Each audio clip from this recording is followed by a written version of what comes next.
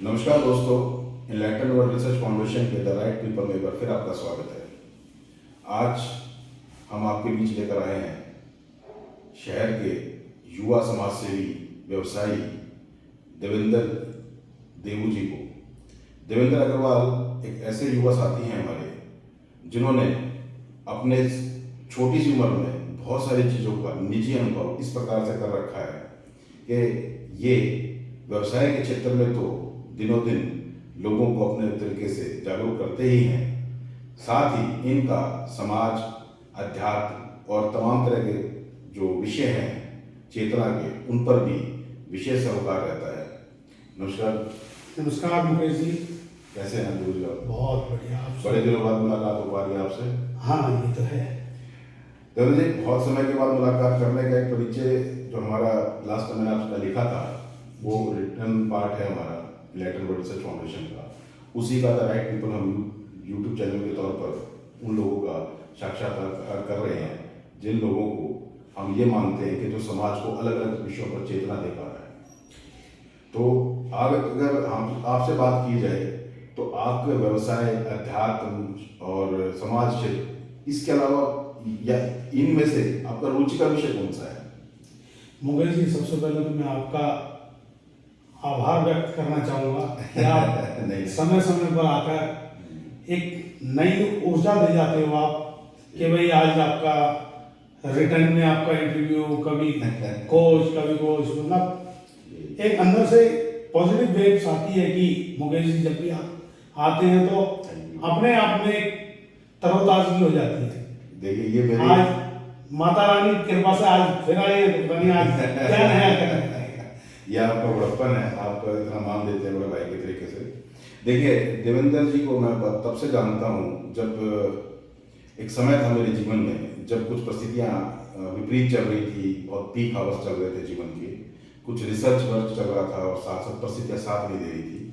तो उस दौर में इस युवा ने अचानक आके, जैसे आज मैंने अचानक आके इंटरव्यू लिया, तो अचानक आके उस दिन भी इस व्यक्ति ने किसी मित्र के थ्रू कोई ऐसी बात कही जिसको मैंने हमेशा अपने जीवन में आत्मसात करने का भी प्रयास किया, उसके संघर्ष भी किया, उसमें बहुत सारी परिस्थितियों का सामना भी किया, लेकिन अंततः वो परिस्थितियाँ मेरे अनुकूल होकर भी नहीं हो पाई। लेकिन इस व्यक्ति ने हमेशा कभी दोस्त की तरह, कभी भाई की तरह, कभी शुभचिंतक की तरह, कभी व्यवसायी की तरह, कभी समाजसेवी की तरह, कभी राजनेता की तरह भी इस व्यक्ति ने समय समय पर कुछ हमें दिया भी और कुछ हमसे लिया भी। और पुनः भगवान ने, उस परमपिता परमेश्वर की परम शक्ति ने हमें फिर दोबारा किसी विषय से जोड़ने का प्रयास किया। मैं उसको नमन करते हुए इस साक्षात्कार को शुरू करता हूँ। देवेंद्र जी, जैसे मैंने अभी आपसे पूछा कि समाज, व्यवसाय और इसके अलावा तमाम तरह के क्षेत्र हैं, इवन तो राजनीति में भी थोड़ा बहुत आपका दखल रहा है, कभी समय में रुचि रही है, नहीं रही है, ये तो आप बता पाओगे। तो अगर हम अपने दर्शकों को बताना चाहें आपके अनुभव, आपके ज्ञान के बारे में, तो आप किन विषयों पर ज़्यादा मानते हो? मेरा जो जीवन है उन पर ज़्यादा सटीक बैठता है। मुकेश जी, मेरा तो अपना एक छोटा सा सार है कि जो मेरे घर परिवार ने मुझे संजो के दिया उसको बढ़ाकर मैं अपने बच्चों को आगे दूँ। अगर मेरे फादर ने व्यापार के चलते चलते एक सामाजिक दायरा बनाया तो मैं उस दायरे को, मेरे फादर ने 1000 आदमी का बनाया, तो मैं उसको 10,000 का बनाना चाहता हूँ। बहुत बढ़िया। या मैं ये कहूँ कि मैं अपने परिवार के नाम से ना जानकर मैं अपने परिवार को अपने नाम से जनवाना चाहता हूँ। अब उसमें आपका बहुत प्यार है कि कभी कभी बीच बीच में आकर आप एक बुस्टर पावर दे देते हो कि भाई आज इस विषय पे काम करना है, आज इस विषय पे काम करना है। तो मुकेश जी आपके प्यार और लगाव से छोटे छोटे काम करते हैं, और मेरे घर परिवार के, मेरे फादर के, मेरे चाचा के एक विशेष आशीर्वाद ये रहा है कि कभी भी व्यापार तो एक हमारा जन्मसिद्ध अधिकार है, क्योंकि हम बढ़िया कम्युनिटी से हैं, तो कहते हैं कि एक हाथ दुनिया में, दूसरा हाथ दुनिया में। तो ये तो है ही है, पर मेरे फादर ये कहते हैं कि भाई जिसका समाज नहीं, जिसका सुसुदायरा नहीं, उसका कुछ नहीं है। अगर आपके द्वारे पर कोई भी व्यक्ति किसी भी अपनी पीड़ा को लेकर आए, तो उसको इस कदर आप दायरा बनाकर दो कि वो ये कहे कि यार मुझे यहाँ से कुछ नहीं मिला ना, फिर भी मुझे यहाँ से बहुत कुछ मिला। किसी ना किसी भाव से जोड़ो। अगर आपके पास पैसे देने की पावर है, पैसे दो। उसको ज्ञान देने की पावर है, ज्ञान दो। उसको आप कोई पॉलिटिकल मुद्दे से निपटवा सकते हो, उसके काम को पॉलिटिकल से निपटो।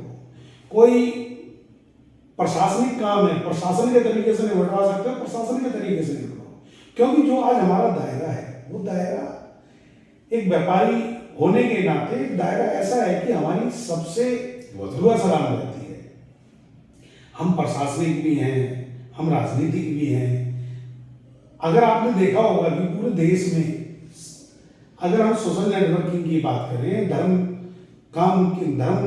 के ऊपर किसी की बात करें, कोई स्कूल, कॉलेज या किसी भी उस पर देखें, तो कहीं ना कहीं व्यापारी वर्ग सबसे आगे होता है। तो इसलिए पीड़ित आदमी व्यापारी के पास इसलिए आता है कि यार तेरी कहीं नमस्ते हो तो मेरा ये काम करा दे। तो मैं अपने फादर से ये संस्कार लेकर ये चाहता हूं कि जो मेरे द्वारे आए, मैं अगर उसकी पैसे से हेल्प नहीं कर पा रहा, किसी उससे हेल्प नहीं, मैं एक खड़े होकर तो उसके साथ 1 और 1 11 बनने की कोशिश करता हूं। तन से दे सकता हूं, मन से दे सकता हूं। कहते हैं तन मन धन 3 तरह से वो देना चाहिए, पर मन कोई दे रहा है, धन कोई दे रहा है, तुम ज्यादा कुछ नहीं दे सकते, तन तो दे सकते हो। दोस्तों, देवेंद्र जी के बारे में आपको बता दूं, आज मेरा कोई प्लान नहीं था इनका इंटरव्यू करने का। मैं किसी वजह से इनके आसपास आया और अचानक मन में भाव आया कि भाई देवेंद्र जी का इंटरव्यू करना है। कोई प्लान नहीं, ना इनको पता ना मुझे पता। गाड़ी मुड़ गई अचानक और मैंने कहा तैयार हो जाओ। इस व्यक्ति की बड़ी खासियत बताता हूँ। इस व्यक्ति ने कभी भी किसी भी चीज़ के लिए मना नहीं किया। किस चीज़ के लिए मना नहीं किया? जिस भी चीज़ में इसको लगता है कि जिससे मैं समाज को कुछ दे सकता हूँ। अभी इन्होंने 3 चीज़ बड़ी अच्छी बात कही, तन, मन और धन। धन की व्यवस्था व्यापारी जगत में उठक पटक चलती रहती है। कभी धंधे में बंदा है, कभी मंदे में धंधा है, कभी अच्छा है तो कभी बुरा है। लेकिन इस व्यक्ति के हाथ में हमेशा एक ही भाव रहता है कि मेरे हाथ से दान जितना हो जाए उतना कम है। ये अब भी जब मैं इनके ऑफिस में बैठा था तो पीछे कुछ पतीले दिखाई पड़ रहे थे, तो मैं इनसे पूछ रहा था कि ये पतीले क्यों रखे हैं? तो कहता कुछ नहीं यार, थोड़ा सा प्रसाद वगैरह। नहीं मुकेश जी, ये विषय किसी को बताने का नहीं है। नहीं, देखिए प्रेरणा तो किसी से भी ली जा सकती है। प्रेरणा कहीं से जब आप पब्लिक में उस पतीले को रख के जब आप दे रहे हो तो दुनिया को पता ही है ना कि आप दे रहे हो। नहीं, कुछ चीजें ऐसी हैं जो नहीं बतानी चाहिए। मैं आपसे आग्रह कर रहा हूं, चलो मैं इसमें से कोई चर्चा ना करें। रही बात, मैं इस बात को आगे बढ़ाता हूँ। इस बात को इसलिए इन्होंने 3 विषय बोले, तन, मन और धन। इनलाइटेड वर्ल्ड रिसर्च फाउंडेशन जिसकी रिसर्च कहती है कि तन, मन, धन, आत्मा, गुण, ज्ञान, विवेक, बल, बुद्धि और चेतना, ये 10 तरह की सहयोग, 10 तरह के दान और 10 तरह की समझ और 10 तरह की ये चेतनाएं होती हैं, जिस पर आपको इंसानी जीवन जीने के बाद या अपने घर परिवार की जिम्मेवारी को पूरी करने के बाद बाकी के जो एस्पेक्ट्स हैं जीवन के, तन, मन, धन, आत्मा, गुण, ज्ञान, विवेक, बल, बुद्धि, चेतना, उससे भी लोगों का, समाज का, देश दुनिया का, ब्रह्मांड का या पंच तत्वों का, जिस लेवल का आपकी चेतना है उस लेवल पे आप उस पर काम कर सकते हैं। जैसा कि मैं जब भी इनसे मिलता रहा, जब भी मैंने इनको देखा, ये बड़ाई नहीं है, ये इसके हाथ से किया हुआ, इस व्यक्ति के हाथ से किया हुआ उस परम शक्ति का, उस कुदरत का एक तरीका है कि भाई जब वो नेतृत्व चुनती है किसी भी विषय पर, तो किसी को व्यापारी बनाती है, किसी को राजनेता बनाती है, किसी को क्या नाम अपना ब्यूरोक्रेट बना देती है, किसी को कुछ बना सकती है।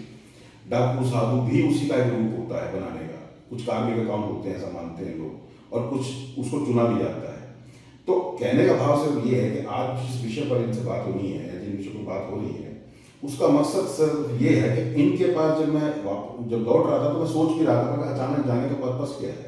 तो अंदर से एक आवाज़ आई कि जितनी खूबसूरत, जितनी बढ़िया बात, कंटेंट जिसको बोलते हैं विषयों को, जो ये व्यक्ति दे देगा वो शायद ही कोई अमूमन आदमी जो मल्टीपल ना हो, अल्टीएलएस, वो ना दे पाए। स्पेसिफिक तो कोई दे सकता है दायरे को लेकर, जिसका कोई एजुकेशन है, किसी का शिक्षा है, किसी का कुछ भी है। तो आज जिन विषयों पर हम बात करने जा रहे हैं, जिन पर बात कर रहे हैं, वो ये विषय है कि ये 3-4 जिन्होंने अपने आप ही उन्होंने जैसे कि कह भी दिया कि परिवार ने मुझे संस्कार दिए, पिता ने मुझे संस्कार दिए, और हर तरह के लोगों से मिलना मिलाना हुआ, तो मेरे दरबार पे या मेरे दर पे जो आया, मैंने उसको खाली हाथ नहीं लौटाने का प्रयास नहीं लौटाता। फिर भी अगर बात की जाए तो किन विषयों पर विशेषकर रुचि आपको लगती है कि भाई बहुत सारी संभावनाएं हो सकती हैं, भाई शिक्षा भी है, समाज भी है, राजनीति भी है, व्यापार भी है। तो व्यापारिक जगत भी अगर बात की जाए तो व्यापारिक जगत होने में आपका इंडिविजुअल किस में इंटरेस्ट ज़्यादा रहता है? मुकेश जी देखो, मेरा अगर हम विषय बात करें व्यापार की, तो व्यापार तो मेरे घर परिवार ने मुझे पहले मिठाई का काम कराया। मिठाई के बाद मेरी रुचि लगी कि मैं गारमेंट्स में जाऊं, फिर मैंने गारमेंट्स का काम करा। फिर पता नहीं क्या एक ऐसा भूचाल सा आया कि नहीं यार, मुझे गारमेंट्स या मिठाई नहीं, मुझे थोड़ी सी और बड़ी उसमें जाना है। तो मैं ये रियल एस्टेट के बिजनेस में आ गया। तो यहाँ मुझे दिन ब दिन ऐसे लगता है कि व्यापारी ठीक है, हम व्यापार करते हैं, पर यहाँ पर एक प्लेटफॉर्म ऐसा मिलता है कि यहाँ रोज एक नया सीए मिलता है, रोज एक नया डॉक्टर मिलता है, कोई आईएएस ऑफिसर मिलता है, कोई आईपीएस मिलता है, कोई राजनीतिक, मतलब ओवरऑल हम ये कहें कि इस प्लेटफॉर्म पे जिस पर मैं काम कर रहा हूँ, उस पर बहुत से लोगों का नाम, बहुत से ऐसे सेलिब्रिटी आते हैं जहां तक हमें पहुंचने में हम ये सोचते हैं कि क्या हम वहां तक पहुंच पाएंगे। तो यहाँ फ्रीडम भी पूरा है, यहाँ सोशल नेटवर्किंग भी पूरा है। पूरे दिन अगर हम देखें कि हम ही अगर सोशल नेटवर्क करना चाहें तो उसके लिए हम 24 घंटे खाली भी हैं, हमारे फोन पे भी बहुत सी डीलें हो जाती है। तो इस व्यापारी जगत के अलावा किस चीज में इंटरेस्ट है आपका? देखो, मैं रुचि की क्या कहूँ, मैं अपनी रुचि तक पहुंचना चाह रहा हूँ ताकि उस विषय पे बात की जा सके। मैं रुचि, ये तो आपका रोजी का जरिया है। मुकेश जी, मैं तो एक चीज जानता हूँ कि व्यापारी बनना मेरा जन्म से, मैं बनिए के घर में पैदा हुआ तो व्यापार मुझे जन्म से मिल गया। मेरे फादर सोशल नेटवर्किंग में रहे, तो वहां से सोशल नेटवर्किंग का मुझे एक प्लेटफॉर्म मिल गया, संस्कार मिले। मेरी ग्रैंडमदर पूजा पाठ अर्चना ज्यादा करती थी। मैं जब छोटा था तो उस टाइम मैं अपनी ग्रैंडमदर के साथ वो बस जाती थी, कभी 7 दिन के लिए, कभी 9 दिन के लिए, कभी 15 दिन के लिए। तो उनके साथ जब मतलब बच्चे खेलने के लिए परिपूर्ण होते हैं, उस टाइम मैं अपनी ग्रैंडमदर के साथ यात्राओं पे चला जाता था। किस एज ग्रुप? आई थिंक रहा हो 8 साल से 15-16 साल तक मैं अपनी ग्रैंडमदर के साथ कभी वैष्णो देवी की यात्रा, कभी रामेश्वरम, कभी द्वारकाधीश, बहुत सारी यात्रा करी आपने? बहुत यात्रा करी है। मेरी ग्रैंडमदर का मेरे ऊपर विशेष आशीर्वाद और विशेष लगा था कि मेरे घर में मेरे से छोटे और भी हैं, पता नहीं क्या उनका लगाव था कि भाई एक मैं उनके साथ रहूं, उनके साथ उनके जो धार्मिक विचारधारा है, संस्कार है, उनको मैं ग्रहण करूं। और वही मेरे फादर में भी आए, अब मेरे अंकलों में भी आ रहे हैं धीरे धीरे।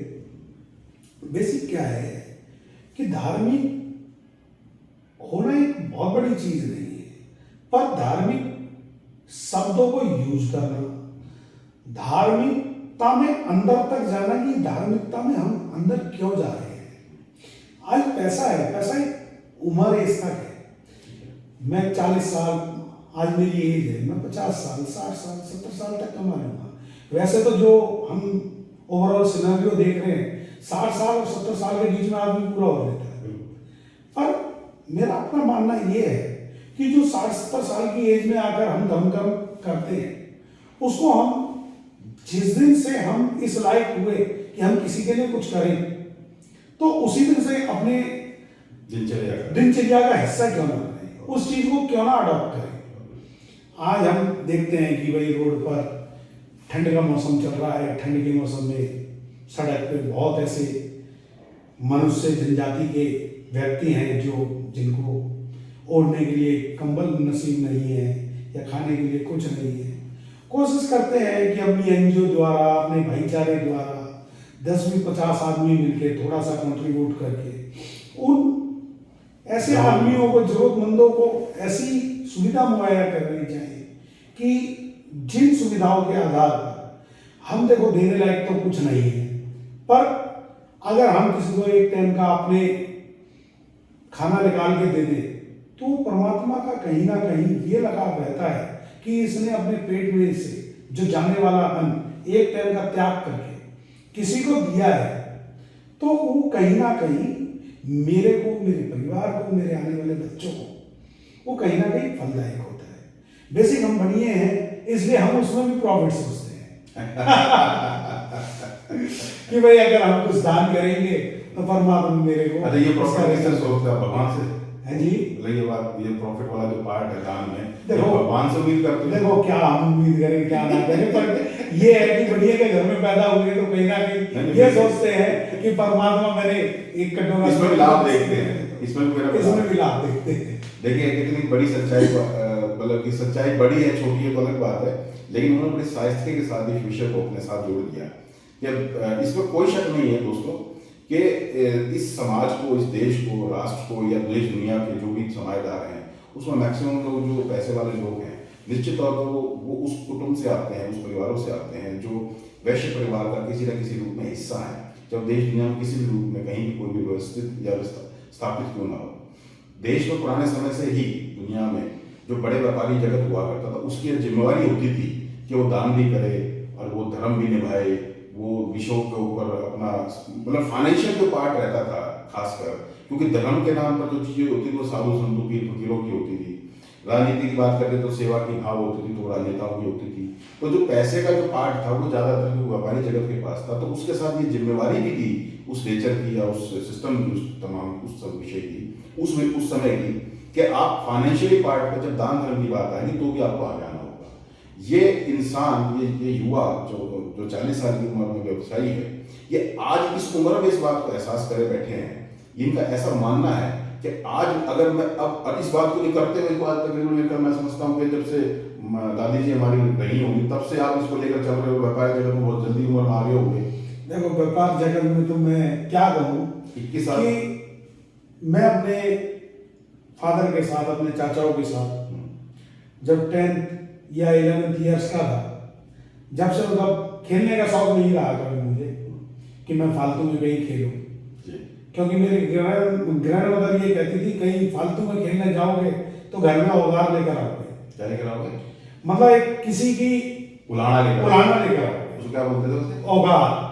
अच्छा, क्या बात है। तो जब उनका ये लगा कि हाँ कहीं ना कहीं ये ठीक कह रहे हैं, तो अपने स्कूल से आने के बाद जो भी अपनी पढ़ाई करी, पढ़ाई करने के बाद अपने चाचाओं के साथ, अपने फादर के साथ दुकान पर बैठ जाता था। कितनी उम्र रही होगी? मैं 10 या 11 ईयर्स का था जब से। ईयर का या ये पढ़ते थे उस टाइम? नहीं, 10 या 11 ईयर्स उम्र। दोस्तों मैं ये कहना चाह रहा था पिछली बात में कि 10 साल की उम्र का जो बच्चा है, जहाँ उसको कंचा गोली, गुल्ली डंडा, ये तमाम तरह की क्रिकेट या फुटबॉल या जो भी खेल खेलने चाहिए, ऐसे में दादी माँ से मेरे संस्कारों ने इनको ये एहसास करा दिया उस परिवार में, जबकि वो बहुत बड़ा कुटुंब है इनका, 50, 55, 60, 70 लोग जो परिवार में रहते हैं, इन्हीं को इस बात का एहसास हो गया था छोटी सी उम्र में कि दान भी करना है, धर्म भी करना है, मानव जीवन को पूरी तरीके से सार्थक भी करना है। ये जो विचार हैं, ये संस्कार जो थे, ये दादी माँ के संस्कार थे जिनको उन्होंने बहुत छोटी सी उम्र में आत्मसात कर लिया था। इसी का परिणाम निकला कि 10 आयु वर्ग के इस बच्चे ने उस समय व्यापार को भी अडॉप्ट कर लिया, अध्यात्म को भी अडॉप्ट कर लिया और समाज सेवा को भी अडॉप्ट कर लिया, और शिक्षा तो चूंकि वो उम्र के हिसाब से चली रही होगी, तो उस जिम्मेवारी के कितने बड़े एहसास के साथ इन्होंने अपने जीवन की शुरुआत करी होगी, तब कहीं जाके 40 साल की उम्र में ये युवा व्यवसायी ये कह पाता है, ये कह पाते हैं कि भैया इस जीवन का 30 साल और उम्र एज ग्रुप रही है, तो आपने तो मैं समझता हूँ अपने हिस्से का कर लिया इसका मतलब, या भी रह रहा है। वो जब तक आदमी का जीवन है, जब तक तो मुकेश जी कितना ही कर लो, वो करते हुए रहना चाहिए। अध्यात्म के विषय एक दिन का एक दिनचर्या है कि अगर मैंने 4 रोटी खानी है तो 4 में से 1 रोटी उन गरीबों के लिए निकाल के रखो जिन गरीबों को एक टाइम का खाना भी नसीब नहीं होता। अगर आप दूसरे के लिए सोचोगे तो कहीं ना कहीं परमात्मा आपके लिए बहुत सोचता है। मैं एक बार ब्लड डोनेशन कैंप लगाने की सोची थी मैंने 2014-15 में, तो हमारे यहाँ रेड क्रॉस के अधिकारी थे, कोई शर्मा जी करके सेक्रेटरी जो भी थे, मैं पूरे तरीके से नहीं, हाँ इतना बताया शर्मा जी ने, तो वो कहने लगे कि आप ब्लड डोनेट क्यों नहीं करते। मैंने कहा शर्मा जी कभी कभी करता हूँ मैं, बाकी 2-4-5 बार मैंने अपने निजी उसमें करा है ब्लड। तो उन्होंने मुझे थोड़ा सा 2-4 मिनट की गाइडलाइंस दी कि अगर आप ब्लड डोनेट करोगे तो आपका कभी एक्सीडेंट नहीं होगा, आपको ब्लड की जरूरत नहीं पड़ेगी, आप एक्सीडेंटल में कभी आप एक्सीडेंट नहीं होगा, मतलब बहुत सी चीजें उन्होंने बताई, प्रेरित करा। तो प्रेरित करा। मैंने कि शर्मा जी मुझे क्यों प्रेरित कर रहे हैं यार, मैं तो वैसे भी देना चाहता हूँ मैं तो ये चाहता हूँ कि मैं अपने देश के लिए, अपने समाज के लिए खून का कतरा कतरा देकर मरूं, क्योंकि जब भी मैं पूरा हूं तो अगर मैं किसी के काम आ सकता हूं तो वो काम आना चाहिए। तो उस चीज को वहां से और आधारशिला बनाकर मैंने आज 36-37 बार ब्लड डोनेट कर दिया।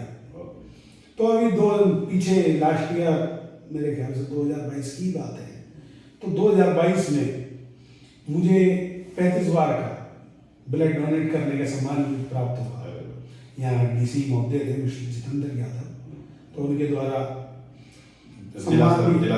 जिला स्तर पे मुझे सम्मान प्रशासन द्वारा। तो मैं तो एक ही चीज कहता हूँ कि आदमी ब्लड डोनेट करा, ब्लड डोनेट से वहां से प्रेरित हुआ आदमी की भाई आदमी क्या दे सकता है, भाई भूखे को खाना दे दो, किसी एक्सीडेंटल में किसी का ब्लड अगर ज्यादा चला गया उसको ब्लड दे दो। अब हमारे आए दिन यहाँ पे जैसे कोरोना महामारी है या कोई और है, तो उसमें बहुत सी बार कभी प्लाज्मा की जरूरत होती है, कभी ब्लड की जरूरत होती है, बहुत सी चीजें ऐसी होती हैं जो आदमी दे सकता है, पर एक सोशल दायरे में उसको यही नहीं पता कि मेरा सोशल दायरा क्या है, कि मैं किस फीलिंग से किसको क्या ब्लड दूं या मैं किसी को क्या प्लाज्मा दूं। अगर आप दायरा बढ़ाओगे, जागरूकता नहीं, अगर आप जागरूकता करोगे, दायरा बढ़ाओगे, एक घर के पहले परंपरागत एक सिस्टम होता था कि घर के 10 सदस्य हैं, वो पूरे दिन में से कहीं घूमते रहो, पर जो वो रात को खाना खाते थे ना, वो 10 के 10 इकट्ठे होकर खाना खाते थे। संयुक्त परिवार, तो सामूहिक परिवार, तो बेसिक जब पूरे दिन की दिनचर्या सब अलग अलग बताते थे तो बच्चों को सीखने को मिलता था कि भाई यहाँ पर आज मेरे पापा ने ये करा, मेरे ताऊ ने ये करा, मेरे चाचा ने ये करा, मम्मी ने ये करा, XYZ, मतलब बच्चों ने सब कुछ उस ज्ञान को किताबों से ना पढ़कर एक सुनने की शक्ति बहुत जल्दी आदमी को पढ़ा देती है, गुना देती है। तो वही चीज है कि भाई अगर सोशल नेटवर्किंग में मेरे फादर रहे, मेरी ग्रैंड मदर धार्मिक उसमें रही, या मेरे चाचा थोड़े बिजनेस में ज्यादा रहे, तो सबसे सामूहिक एक ऐसा वो एहसास होता है कि थोड़ा थोड़ा भी अगर सबसे लोगे, भाई खुद की तो इतनी उम्र नहीं हो सकती कि पूरा ज्ञान खुद प्राप्त कर लो। ये पूरे परिवार में आप ही ने लिया या बहुत से परिवार के सभी लोग ले पाए इसको?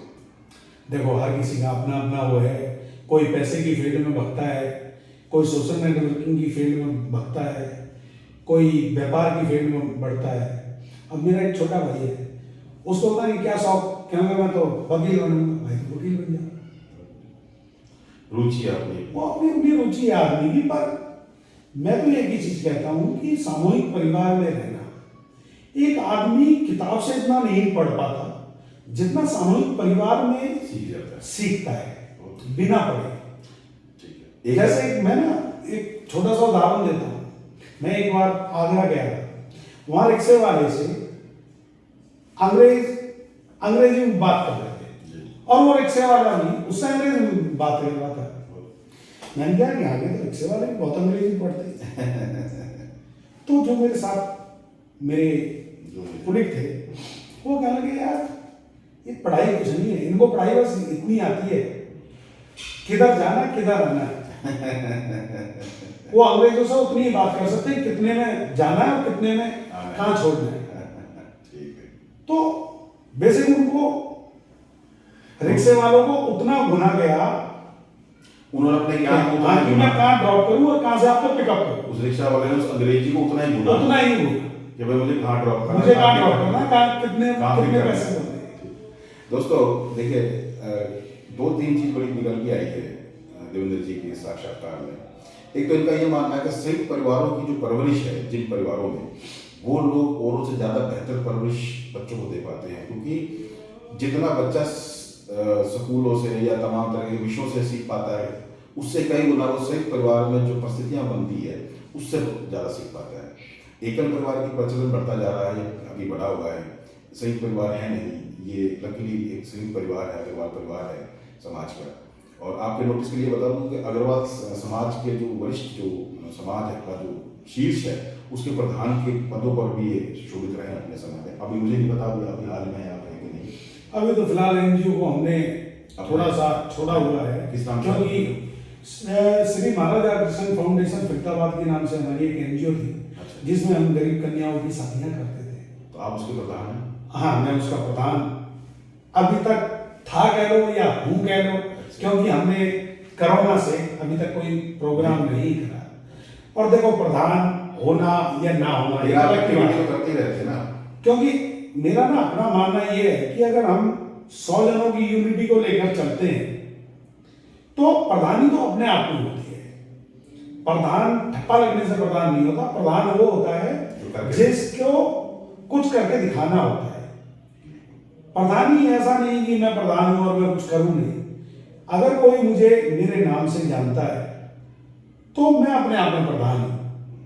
और कोई मुझे आइडेंटिफाई करना हो, हाँ नमस्कार जी मैं देवेंद्र अग्रवाल बोल रहा हूँ, आप मुझे जानते हैं, और सामने से पता चले कि मैं नहीं जानता आपको, तो मेरा तो प्रधानी जीरो हो गई। तो मुकेश जी, प्रधानी कर्म से होनी चाहिए। अपने अंदर एक ऐसा जुनून पैदा करना चाहिए कि जो आपका दायरा है उस दायरे के अनुकूल आपको ये कहे कि ये देवेंद्र अग्रवाल है। दोस्तों, इस बात को आपको एक नए तरीके से बता देता हूँ। एनलाइटनमेंट रिसर्च फाउंडेशन का मेन मोटो, जैसे कि मैं अपने जितने जो मेरे वीडियोस हैं उसमें बोलता रहता हूँ, तन मन धन आत्मा गुण ज्ञान विवेक बल बुद्धि चेतना के जो एक्सपर्ट्स हैं उनको एक कॉमन प्लेटफॉर्म पर लेकर आना, और माँ प्रकृति, पंच तत्व, परब्रह्म, अनंत, माँ शक्ति, माँ और जो त्रिगुणी माया है, या जो भी व्यवस्था अध्यात्म की है या जो भी व्यवस्था भौतिक की है, उस व्यवस्था में एक्सपर्ट जो लोग हैं हमारे, उनको एक कॉमन प्लेटफॉर्म लाकर भौतिक जगत में जो जिम्मेवार आदमी है उनको जिम्मेवारी देना। अगर वो कोई जिम्मेवारी के अलावा अगर वो लायबिलिटी के तौर पर अगर वो कहीं ना कहीं वो ऐसे हैं कि भाई उनको लगता है कि नहीं हम जिम्मेवारी ले नहीं सकते, तो उनको फिर एसेट देना। हमारा प्रोजेक्ट है पर्सनैलिटी की जो पंच लाइन है वो आर यू एसेट और लायबिलिटी है। जिस बात को देवेंद्र जी ने भी बोला कि समाज में प्रधानी या नेतृत्व कोई भी हो, अगर उस पर आप व्यक्तिगत तौर पर इन्वॉल्व नहीं है, आपकी गुण ज्ञान पूरी चेतना उसमें इन्वॉल्व नहीं है, तो प्रधानी सिर्फ नाम मात्र एक सिग्नेचर रह जाता है। लेकिन अगर आपके अंदर जज्बात हैं, भावनाएं हैं किसी के प्रति कुछ कर गुजरने की, तो वो निश्चित तौर पर प्रधान ना भी हो तो समाज उसको अपना आप नेतृत्व दे देता है, उसको स्वीकार कर लेता है कि ये हमारा नेतृत्व कर रहा है। अभी हाल फिलहाल किस किस विषयों पर नेतृत्व दे रहे हैं समाज को? कोई विशेष? देखो, विशेष तो कुछ नहीं है। विशेष तो मेरा अपना एक छोटा सा लगाव यही है कि आप कुछ करो या मत करो, एक परमात्मा से एक छोटी सी अपील रोज 10 सेकंड के लिए एक ही आप हाथ जोड़ कर ये कहो, हे परमात्मा मुझसे किसी का गलत ना हो। जब ये शब्द बोल के आप घर से बाहर निकलते हो तो आप परमात्मा का इतना शुक्र अदा करो कि हे परमात्मा, आपने मुझे एक नया सवेरा दिया जिसमें मैं चलकर अपने व्यापार में उन्नति कर सकूं, अपने समाज में उन्नति कर सकूं, अपने वापसी घर लौटते हुए अपने बच्चों के हंसते हुए चेहरे को मैं इतना खुश देख सकूं कि जिससे अंदर से ये फील आए कि यार आज आपने जो काम करा है उसमें वाकई तुमने कोई किसी के लिए अच्छा करा है। आप आज को जीते हैं ये मान लें। देखो, जीना तो आज भी चाहिए कल में जिएंगे तो कुछ नहीं जीना। अच्छा, मैं छोटा सा, ज़्यादा तो नहीं, माँ कालका के दरबार में हाजिरी लगाता हूँ। माँ कालका से हमेशा एक ही चीज़ मांगता हूँ मैं, हे माते मुझसे किसी का गलत ना हो। और माई के विशेष आशीर्वाद से मेरा कभी कोई काम भी नहीं रुकता। मैं पीछे बहुत विपदाओं में भी आया, बहुत कुछ मेरे उतार चढ़ाव वाले क्षण भी रहे, पर मुझे माँ कालका के ऊपर इतना विश्वास था, इतना अटूट मतलब श्रद्धा विश्वास थी कि हे माता रानी, जो आप करोगे मेरे लिए बढ़िया करोगे। क्योंकि मैं बहुत सी बार आजकल ये इलेक्ट्रॉनिक मीडिया है जिसके बात आती है, तो मैंने एक फेसबुक पे एक छोटा सा स्लोगन पढ़ा था कि कोई गुजरात में कोई व्यापारी था। वो व्यापारी श्री कृष्ण भगवान जी को बहुत मानता था, दिन रात सुबह शाम उनकी पूजा करते थे।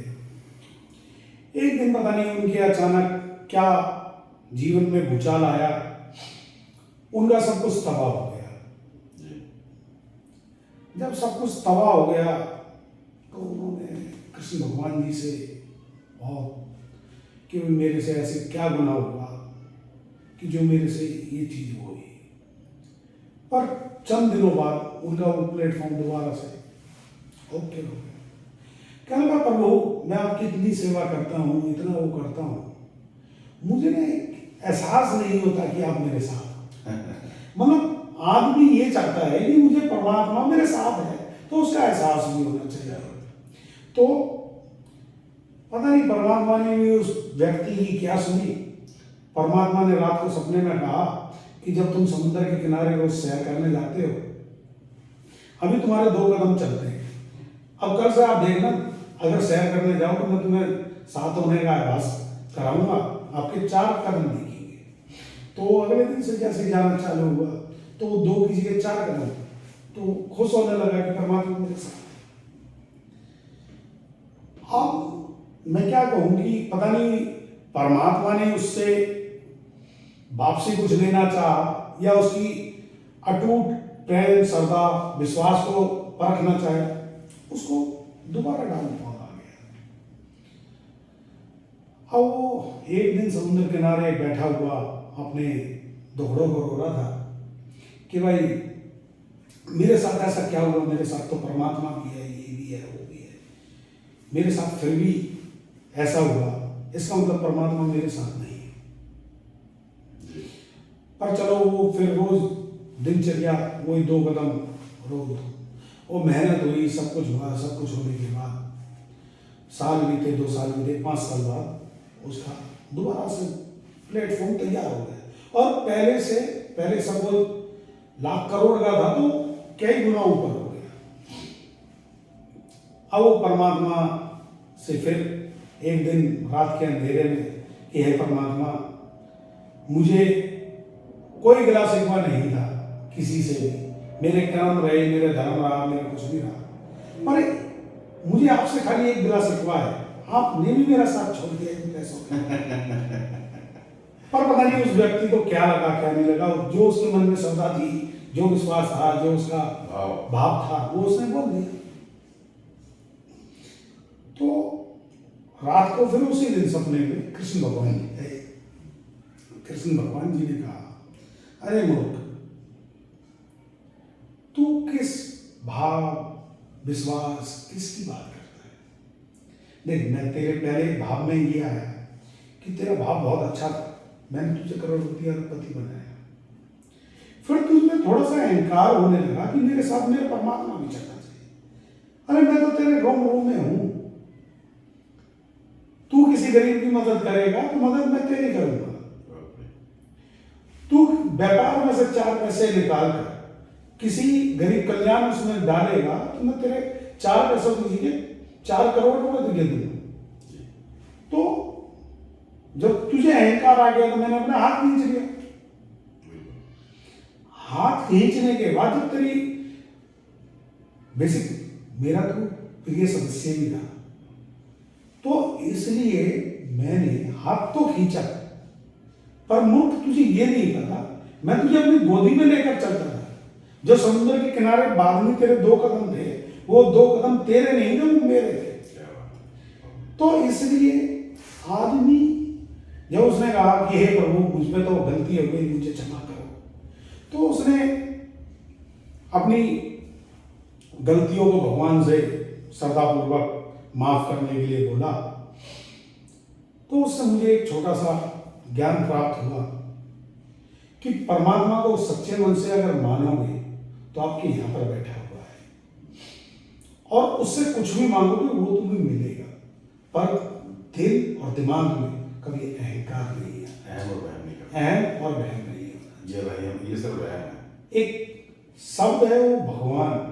भगवान बेसिक कोई एक शब्द हम कहने के लिए भगवान बोलते हैं नहीं, वैसे पीछे आपने बताया था मुझे वह भूमि कैसा भूमि कैसा वह का वायु आकाश नहीं का नहीं पंचतत्व का सिरे का। तो वो पंचतत्व में आदमी को एक दिन मिलना भी है, तो इसलिए उन 5 चीजों से एक लगाव भी लगाना चाहिए कि यार कल को मुझे पता नहीं कब चाहे भूमि अपनी बाहों में ले ले, वायु मेरी कब सांसों को रोक दे।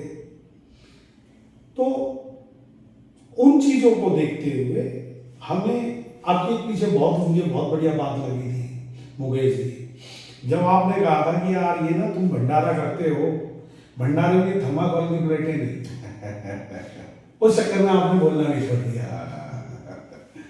तो उस विषय तौर पर काम हो रहा है हमारा। तो बेसिक क्या है कि मैंने भी उस चीज को एनालाइज करा कि जिसका सीवर और लीवर बंद है वो तो अपने आप में फ्लॉप हो जाएगा। तो इसलिए सीवर और लीवर को करने के लिए हमने आपकी उस बात से प्रेरित भी हुए। तो आप कोशिश करते हैं कि थर्माकोल की प्लेट ना लगाकर कभी स्टील की प्लेट लगाते हैं, कभी पत्तल के दोने यूज करते हैं या लकड़ की चम्मचे यूज करते हैं। तो ये जीवन में रोज नित्य नियम रोज सीखने के लिए है। आप उसमें व्यापार में कहो, सामाजिक में कहो, राजनीतिक में कहो, या मैं ये कहूँ कि जो भी इस सृष्टि पे चीज है, हमारा जीवन इतना बड़ा नहीं 100, 200, 500 साल वाला कि जो हम बहुत कुछ सीख सकें। हम तो बस यही ज्ञान प्राप्त करने की कोशिश करते हैं कि मेरे फादर की उम्र 65 ईयर्स है, या उनके जो फ्रेंड सर्कल हैं उनकी जो 70, 75, 80, या मेरी ग्रैंड मदर पीछे रही। तो ये जैसे मेरे अपने ऑफिस में भी बहुत से बुजुर्ग आते हैं, तो मैं ये चाहता हूँ कि मैं खाली उनके जो उन्होंने आज तक संजोया उसको कैसे प्राप्त करूँ, उसमें उनके अनुभव को मैं ग्रहण करना चाहता हूँ। और उस पब्लिक कहती है यार तेरा फ्रेंड सर्कल बुड्ढो वाला है। मैं ये नहीं कहता यार मेरा फ्रेंड सर्कल मुझे दारू क्या पी है जो मुझे अपने साथ के वो करें, पर मुझे अगर मेरे फादर ने मुझे आज ये प्लेटफॉर्म दिया कि भाई आप सोशल का, राजनीति का, ये व्यापारिक का, मेरे परिवार ने, मेरी ग्रैंड मदर ने, मेरे चाचाओं ने, मेरे और भाई बंधुओं ने जो मुझे प्लेटफॉर्म दिया, उस प्लेटफॉर्म को इतना स्तर पर लेकर जाऊँ। आज एक छोटी सी बात बताता हूँ। अभी पीछे कोरोना काल में एक दिन मैं अपने बेटे के साथ बैठा हुआ था। मैंने अपने बेटे को प्रेरित करने के लिए एक छोटा सा शब्द बोला।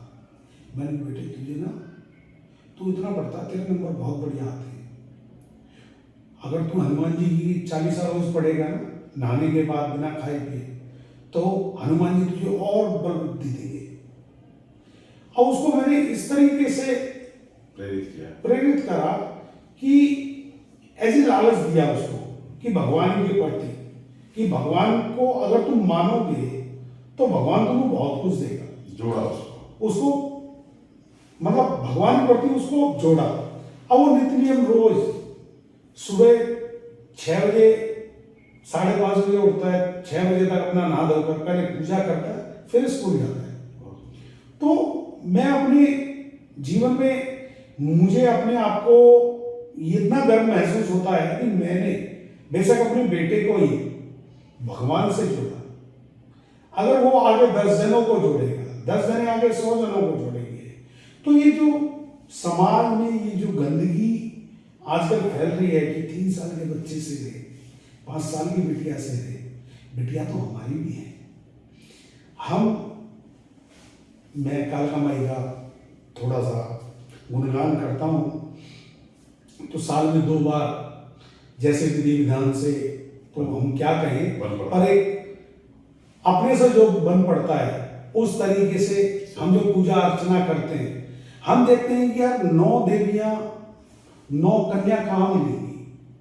हम गलियों में घूमते हैं भाई, उन कन्याओं को 9 देवियों की वजह उनको रोज ही मानो ना। अगर रोज मानोगे तो परमात्मा तो अपने आप को 9 देवी तुम्हें करने की जरूरत नहीं, रोज ही तुम्हारे घर में विराजमान होगी। आपको याद है एक बार हमने एक छोटा सा कार्यक्रम किया था, आपको एज गेस्ट बुलाया था। हाँ, कंजक पूजन किया था। हाँ, उसमें कंजक पूजन मेरा अपना छोटा सा टारगेट है। उस टाइम कितना कंजक पूजन का था? 108।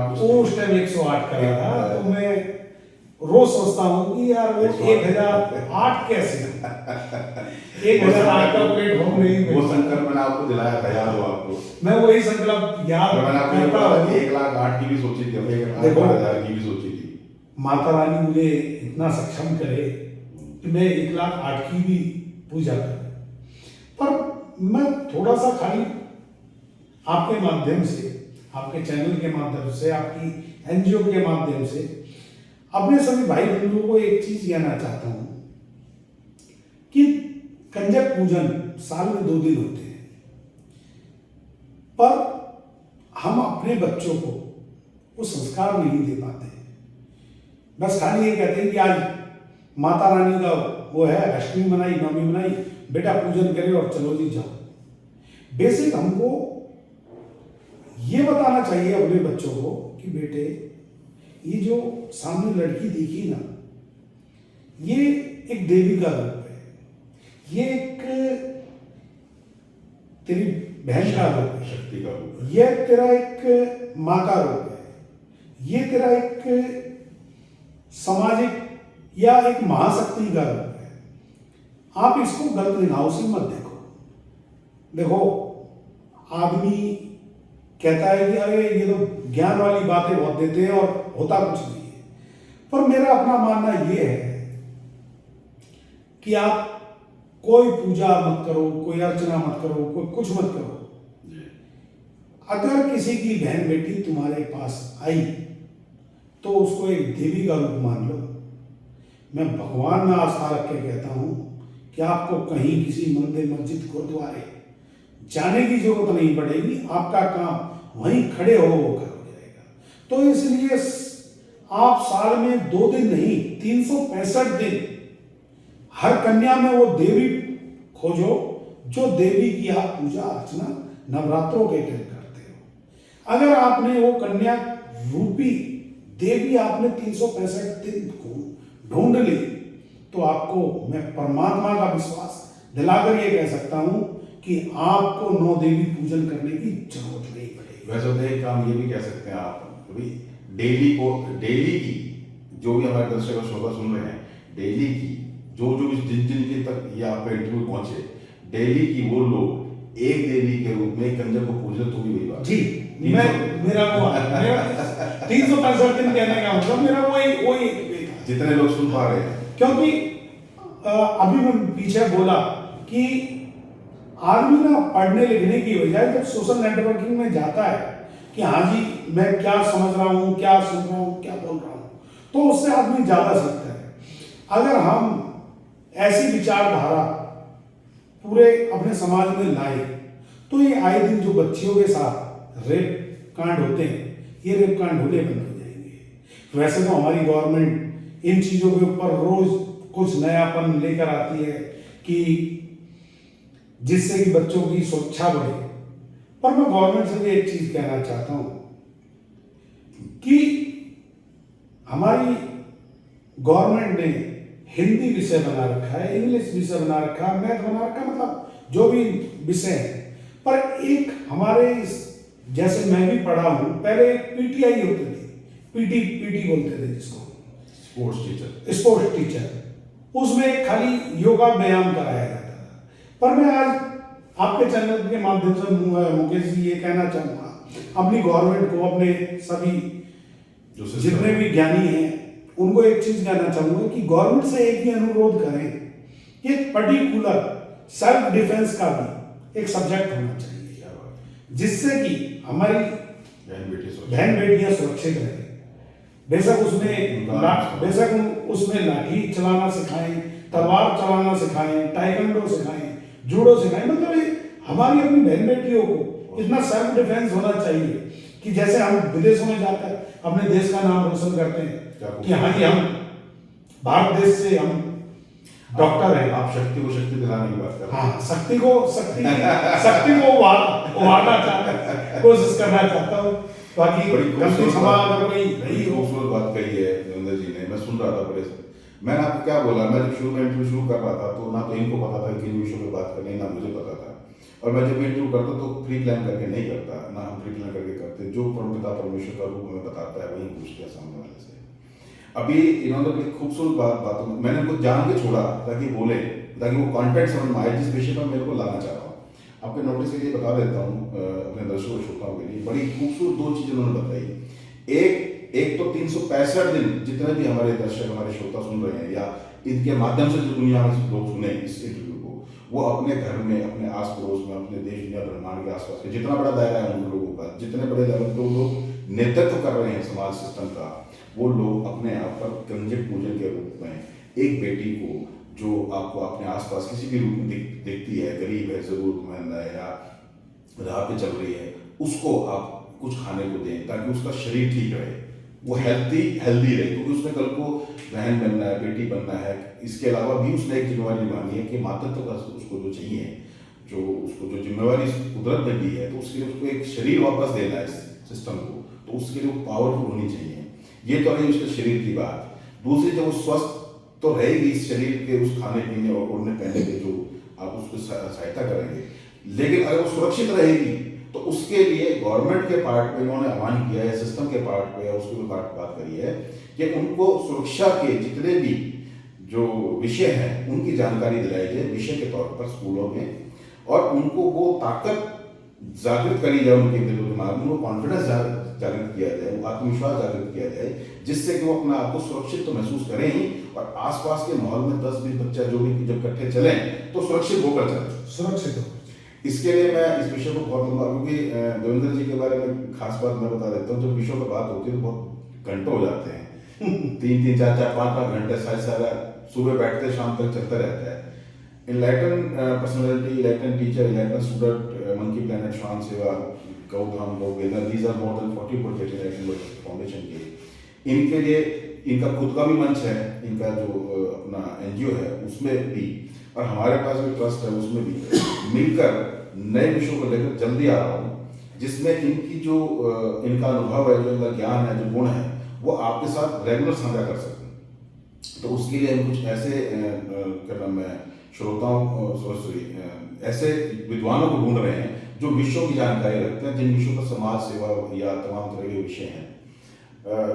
देवेंद्र जी, आपको आह्वान करता हूँ इस मंच के माध्यम से और इस इंटरव्यू के माध्यम से कि आप हमारे संगठन के साथ जुड़ें, और हमारे संगठन में जो विद्वान का जो सामाजिक पार्ट है उसको अगर आप किसी तरीके से आप अपने साथ जोड़ दें। मुकेश जी, मुझे आप बहुत बड़ी विद्वान की संज्ञा देकर मुझे छोटा मत साबित करो। देखिए, विद्वान की परिभाषा मैं तो बस यही चाहता हूँ कि मैं अपने घर परिवार के साथ मिलकर इस समाज में जो अपना दायित्व लेकर आया हूँ उसको पूरा। घर परिवार के अलावा जो दायित्व आपको समाज देना चाहता है वो लेना चाहेंगे आप? देखो, जो समाज देता है उससे तो बड़ा कुछ है ही नहीं।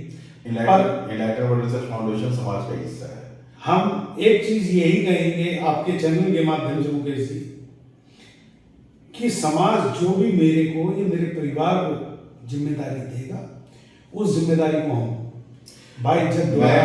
मैं आज इस इंटरव्यू के माध्यम से इलेक्ट्रॉन वर्ल्ड रिसर्च फाउंडेशन को और उससे जुड़े लोगों को ये आश्वासन देता हूँ कि जितने भी स्कूल हैं, जिन स्कूलों में ऐसा हम समझते हैं कि वहाँ पर इनको शुरू किया जा सकता है, मैं आपके संगठन को अपने साथ जोड़ते हुए या अपने संगठन को आपके साथ जोड़ते हुए आपका अग्रवाल श्री महाराजा अग्रसेन फाउंडेशन के माध्यम से और अपने इलेक्ट्रॉन वर्ल्ड रिसर्च फाउंडेशन के माध्यम से दोनों को संयुक्त रूप से जोड़कर उसका जो भी हम बेस्ट कर सके, उसमें 2 प्रोजेक्ट हम जल्दी लेकर आएंगे, जिसमें जो बालिकाएं हैं हमारी, जो बच्चियां हैं, जो युवतियां हैं कॉलेजेस या स्कूल में पढ़ने वाली, उनके सुरक्षा को लेकर जो विषय है उनके लिए हम जो सेल्फ डिफेंस का कोर्स है ना, वो हम लॉन्च करेंगे आपके साथ। एक बहुत बढ़िया, ठीक है ना, और उसको आप नहीं तो आप ही संभाल लेंगे, हम तो सिर्फ उसका कंटेंट पार्ट देख लेंगे, पब्लिसिटी देख लेंगे। नहीं, आप 10-15 मुकेश जी, मैंने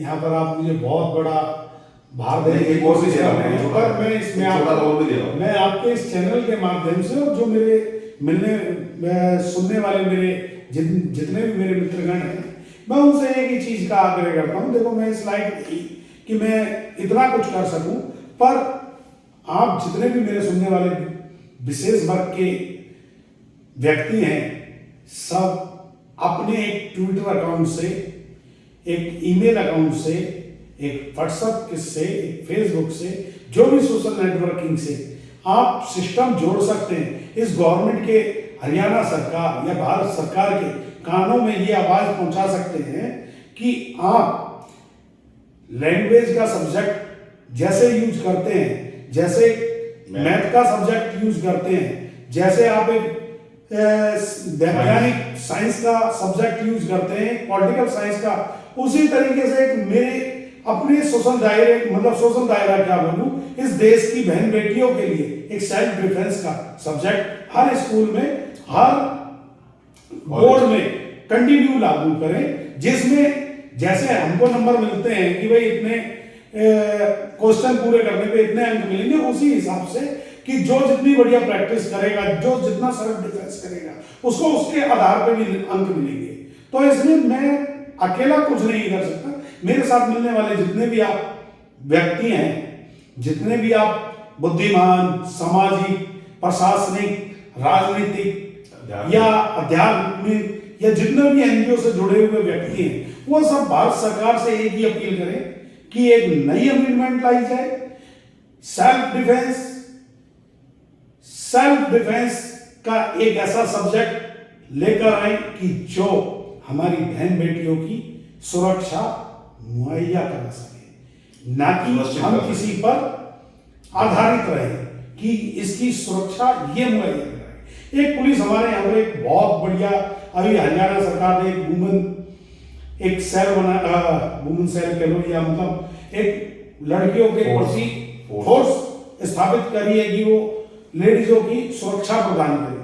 मैं यहाँ ये कहना चाहूंगा कि लेडीजों का सुरक्षा दल ना बनाने की वजह, लेडीजों को उतना प्रेरित करो कि आप एक ऐसा पंच मारो कि जो सामने वाला 4 कदम पीछे होकर जाए। ये संकल्प मैं लेता हूँ। इन चीजों को बोलकर मैं मुकेश जी से और आपसे एक ही अनुरोध करूंगा, आप मुझे आज्ञा दें और मुझे जाने के एक संकल्प। देखिए, इस संकल्प को लेकर सरकार तक ये बात पहुंची जाएगी, हम आपके माध्यम से पहुंचा सकते हैं। आप एक लेटर लिख दें सरकार को डायरेक्ट, तो भी वो बात पहुंच जाती है। डिपेंड करता है उसकी इम्प्लीमेंटेशन कौन करता है। अगर वो सरकार उस व्यवस्था को अडॉप्ट कर लेती है तो बहुत ही बढ़िया बात है। तो मुकेश जी, मैं तो यही चाहूंगा कि आप शिक्षा मंत्री को आगे लेकर जाएंगे। आप शिक्षा मंत्री को अपने लेटर हेड लिख सकते हो। आप इसके अलावा अपना राष्ट्रीय जो अपने केंद्र में जो शिक्षा के जो हमारे विभाग है, जो मंत्रालय है, आप उसको 2 लेटर लिख दो, अपने लेटर हेड पे लिख दो, तो भी वही चीज़ है। उसका ड्राफ्ट हम बनवा देंगे, वो बड़ा इशू नहीं है। बट इसके साथ साथ एक जिम्मेदारी और भी दे रहा हूँ, अगर वो कर देते हैं तो उससे बढ़िया कोई बात नहीं। अगर वो नहीं कर पाते तो हम उसको करके दिखा देंगे एक बार, उसके बाद वो हमें हेल्प कर दे, हमें सपोर्ट करते, अलग बात है। दूसरा, जो कंजक पूजन की जहाँ तक बात है, जहाँ 1, 2, 10, 20 की बात है, उसके लिए चूंकि आपके साथ हमने ऑलरेडी 108 कंजकों का पूजन किया था, वो अगली जो श्रृंखला है वो रेगुलर बेसिस पे शुक्रवार को होनी चाहिए। वो मैंने आपसे पहले भी एक बार मैं कोशिश करूंगा और हम आपके माध्यम से नहीं, हम भी कोशिश करेंगे, आपको सहयोग भी देंगे उसमें, तन मन धन आत्मा गुण ज्ञान बल बुद्धि चेतना का, वो लोगों को भी जोड़ के देंगे, ताकि संगठन के माध्यम से अकेला चना नहीं बन पाता, लेकिन मिलके सुमेरु अगर इकट्ठा हो जाए तो पूरी माला तैयार कर देता है। पूरी माला तैयार। तो उस माला को तैयार करने में हम भी संकल्पवान रहेंगे, और हम आप अपना अग्रवाल समाज को भी और देवेंद्र जी को भी आश्वस्त करते हैं कि जब कभी भी अग्रसेन के इस विषय को लेकर जब भी आप समाज में आएंगे, उनके सिद्धांतों को लेकर आएंगे, और उसमें ये जो दो मूल सिद्धांत आपने जो कंजक पूजन और जो सुरक्षा, महिला सुरक्षा, बाल सुरक्षा की, बालिकाओं की सुरक्षा की बात करी है, जब जब आपको जरूरत हो, हमारे एक्सपर्ट जो हमारे पास वो आपके साथ रहेंगे। मैं आपको नोटिस के लिए बता दूं कि हमारे पास 2 स्पोर्ट्स अधिकारी ऑलरेडी हैं जो इस तरह के विषयों पर आप हमारे साथ जुड़ना चाहते हैं, और वो रिटायर हैं, वो कहते हैं हमारी हेल्प ले लो, तो वो लोग सेवानिवृत्त होने के बाद सेवाएं देना चाहते हैं अपनी। मुकेश जी, मैं आपके माध्यम से, क्योंकि आप थोड़ा थोड़ा करके ना पूरा समय खींच रहे हैं, मैं आपके माध्यम से एक चीज कहना चाहता हूँ गवर्नमेंट से, कि जितने भी हमारे फौजी भाई या पुलिस अधिकारी आफ्टर अपनी सर्विस जो बीआरएस लेकर या सर्विस पूरी करने के बाद रिटायर हो जाते हैं, उनको गवर्नमेंट इस तरीके से स्कूलों में स्थापित करे कि जिससे कि उनको एक आगे रोजगार भी मिल जाए, और एक उनकी सोचने की जो शक्ति है, अनुभव है या शक्ति है, या बच्चों को देखने के लिए एक उनकी निगाहें, अनुशासन कह लो आप। एक जब बुजुर्ग व्यक्ति किसी भी बिटिया को देखेगा ना, उसकी निगाहें कॉन्सेंट्रेट ये करेंगे, ये मेरी बेटी हो सकती है, ये मेरी पोती हो सकती है, ये मेरे भतीजी हो सकती है, उसका ऑरा अलग होगा। आज एक किसी भी स्कूल टीचर में एक यंग टीचर को आप भेज दो, तो यंग टीचर कहीं ना कहीं आपस में, देखिए, कहने का भाव ये है देवेंद्र जी का कि जो सेवानिवृत्त जो हमारी सरकारों से, जो अपनी सेनाओं से जो हमारे जो सेनानी आते हैं, जो हमारे सैनिक आते हैं, उनका अनुशासन, जो कि वो बहुत लंबे समय तक डिसिप्लिन में पले बले होते हैं, वो और उनका जो अनुभव है, उसको जो सुरक्षा की दृष्टिगत वो बहुत पावरफुल होते हैं, शारीरिक तौर पर, मानसिक तौर पर। तो उनको सरकार अपने यहाँ पर पैनल पे ले ले, उस पैनल से उस अनुभव को साझा कर ले, उसका एक तरफ जहाँ उनको रोजगार मिल जाएगा 14-15 साल की एक रिटायरमेंट के बाद, साथ ही उनको सुरक्षा के जो कायदे कानून है वो एक अच्छे तरीके से डिसिप्लिन मैनर में देखने को मिल सकते हैं। ये देवेंद्र जी का कहना है जी। मैं ये मानता हूँ अगर जब तक ये बात ना चले तब तक आप इसको संकल्प के रूप में लेना चाहेंगे। सरकार ने दिया नहीं, दिलाया जाता है, मैं प्रयास कर रहा हूँ देखो मुकेश जी, हम तो यही चाहेंगे, चाहे छोटा ही ले। मेरे यहाँ पर सराय ख्वाजा में एक गवर्नमेंट स्कूल है जो पीछे हरियाणा का नंबर बन रहा। कितनी बच्चियां हैं वहाँ पर? कितनी? उसमें मेरे ख्याल से आज 4000 बच्चियां हैं, और लगभग 4 से 5 हजार ही लड़के हैं। मतलब टोटल उसकी स्ट्रेंथ देखें तो 8 से 10 हजार के बीच में है। लड़के दोनों? लड़के लड़कियां दोनों हैं। 2 शिफ्टों में स्कूल चलता है। अभी आपने देखा होगा कि कुछ दिन पहले एक बच्चों ने मुहिम भी चलाई थी कि भाई जागरूकता के पाठ पर, कि गवर्नमेंट स्कूल हमारा बेसिक क्या है कि दिल्ली एनसीआर के बॉर्डर पे लगता है। तो उन बच्चों के ऊपर ना बाहर अलग से दे दिया जाता है कि बेटे तुम बॉर्डर पे बैठे हो, अगले बॉर्डर पे बाद में जाओगे, पहले यहीं से अपना झंडा उठाओ, कि देश और दुनिया को तो बाद में देखना, पहले अपने स्कूल से ऐसा झंडा उठाओ कि चारों तरफ ये प्राइवेट स्कूलों से आगे निकल के दिखाओ। अभी पीछे हमारे यहाँ पे मैडम ऋतु चौधरी हुआ करती थी, उनके कार्यकाल में ये देश के मतलब बढ़िया स्कूलों में इसका नाम आया। देश में हरियाणा में तो नंबर 1 है ही है, देश में भी बढ़िया स्कूलों में, गवर्नमेंट स्कूल में। और यहाँ से कुछ बच्चे हमारे विदेश भी गए थे पढ़ाई के लिए, और कुछ बच्चे यहाँ पर भी आए। पर जैसे ही मैडम ऋतु चौधरी ने यहाँ थोड़ा सा छोड़ा, तो उसके बाद दोबारा स्कूल मतलब एक खाली ये नहीं कि गवर्नमेंट संस्था बनकर ही रह गया। तो ऐसा कोई जुझारू प्रिंसिपल, जुझारू सिस्टम लेकर आए कि जो देश में गवर्नमेंट स्कूल को ऊपर लेकर आए। हम बदलेंगे तो जग बदलेगा, इस संकल्प के साथ इस साक्षात्कार को विराम देने का प्रयास करते हैं।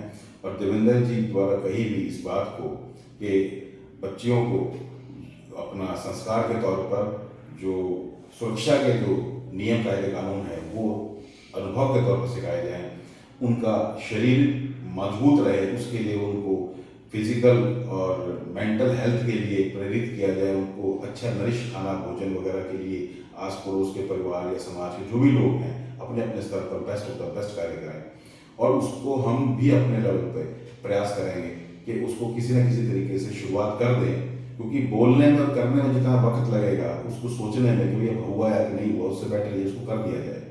मैं इस संकल्प के साथ आपके कहने से मैं ले लूँ तो मैं ये मानता हूँ 1 बजे 11 हो जाया करते हैं, दोनों मिलकर संकल्प ले रहे हैं कि मुकेश जी मैं आपको बीच में इंटरप्ट करूँगा।